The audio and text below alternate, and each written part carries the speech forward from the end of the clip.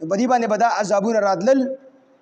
آخره کې موسی علیه السلام په دوی باندې چې کله موسی علیه السلام خبره دی اونه منله نو الله جل شانه په دې باندې د شپې عذاب راوست.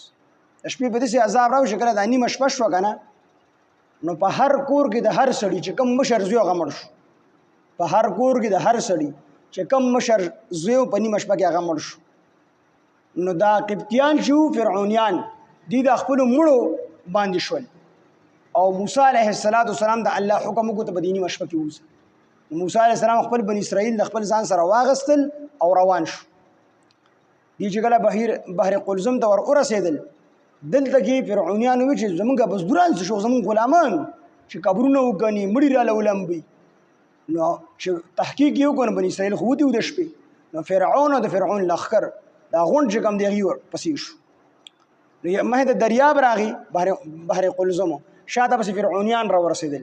نو بني اسرائیل موسی علیه السلام دوی چې یا موسی علیه السلام مخې د دریاب راغی شاته فرعونیان را ورسېدل څه به کړو؟ نو موسی علیه السلام ورته وفرمیل ان الله معي، الله زما سره دی، الله زما سره دی.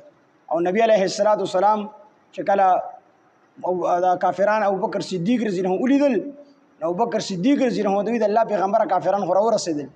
نبی علیه السلام ورته وفرمیل ان الله معنا، الله زمونږ سره دی.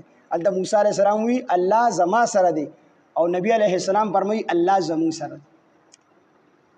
نو چې کله مخې د دریاب راغی شاته فرعونیان رالل موسی علیه السلام وی ان الله معي، الله زما سره دی. موسی علیه السلام ته الله حکم وکړو دا کونټه د دریاب له راپرېږده. نو چې هغه خپله امسا د دریاب له راپرېښودله نو 12 لارې پکې جوړې شولې.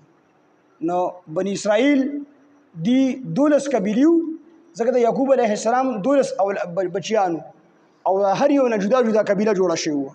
نو 12 قبیلې وو نو 12 واړه قبیلې په 12 واړو جدا جدا لارو باندې په هره لاره باندې یو قبیله روانه شوه.